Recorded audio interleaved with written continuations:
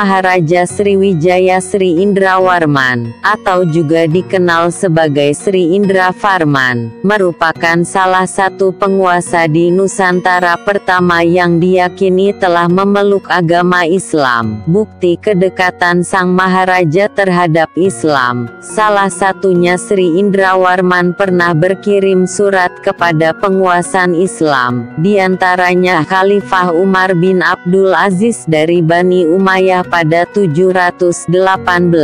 Sebelumnya Sri Indrawarman juga pernah mengirimkan surat kepada Muawiyah bin Abu Sufyan, Khalifah pertama dari Bani Umayyah. Surat pertama ditemukan dalam lemari arsip Bani Umayyah oleh Abdul Malik bin Umar, yang disampaikan kepada Abu Yaqub Ats-Saqafi, yang kemudian disampaikan lagi kepada Al-Haytham bin Adi, yang mendengar surat itu. Lori Haytham menceritakan kembali pendahuluan surat tersebut.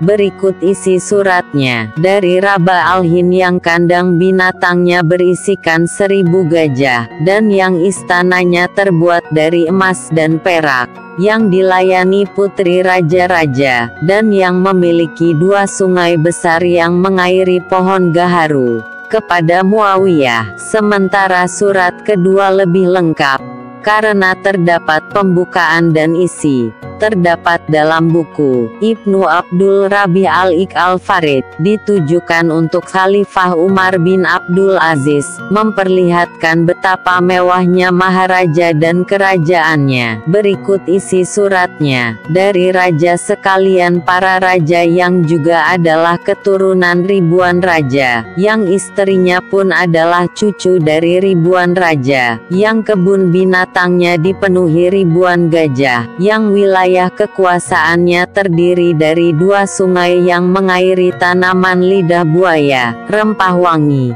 pala, dan jeruk nipis, yang aroma harumnya menyebar hingga 12 mil. Kepada Raja Arab yang tidak menyembah Tuhan-Tuhan lain selain Allah, aku telah mengirimkan kepadamu bingkisan yang tak seberapa, sebagai tanda persahabatan. Kuharap engkau sudi mengutus seseorang untuk menjelaskan ajaran Islam dan segala hukum-hukumnya kepadaku. Sementara Ibnu Tagribir di dalam bukunya Al-Nujum Al-Zahirah fi Muluk Miswa Al-Kahirah mempunyai tambahan untuk akhir surat kepada Khalifah Umar bin Abdul Aziz tersebut, yaitu berbunyi, saya mengirim hadiah jebat, mus, batu ratna, dupa dan barus. Terimalah dari saudara Islammu. Menurut Azyumardi Azra 2006, dalam bukunya Islam in the Indonesian World, Mizan Pustaka, diperkirakan surat di atas diterima Khalifah Umar bin Abdul Aziz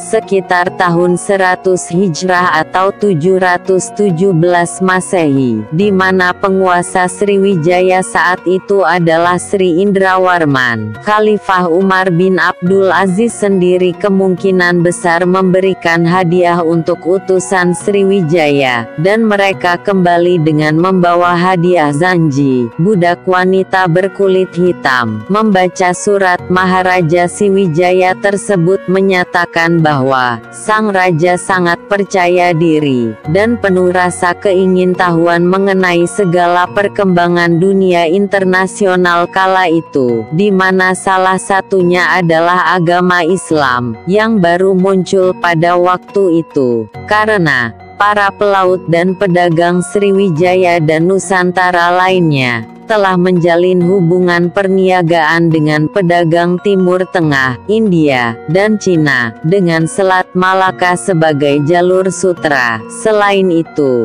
di masa Bani Umayyah dan Bani Abbasiyah, Daulah Islamiyah juga telah mengirim duta-duta resminya ke berbagai pusat peradaban di seberang lautan, seperti Tiongkok dan Sriwijaya, yang dalam pengucapan lidah mereka disebutnya sebagai Zabkej atau Sribuza. Menurut Profesor Dr. Hamka, dalam bukunya Sejarah Umat Islam disebutkan, Pada sekitar 717 Masehi diberitakan ada sebanyak 35 kapal perang dari dinasti Umayyah hadir di Sriwijaya. Hal ini semakin mempercepat perkembangan Islam di Sriwijaya. Lalu pada 718 Masehi, Sri Indrawarman akhirnya mengucap 2 kalimat syahadat. Sejak itu kerajaannya disebut orang sebagai Kerajaan Seribu Zayang Islam. Kemudian Sriwijaya membolehkan warganya yang memeluk agama Islam, hidup dalam damai dan memiliki perkampungannya sendiri, di mana di dalamnya berlaku syariat Islam, jadi semacam daerah istimewa, sehingga sangat dimungkinkan.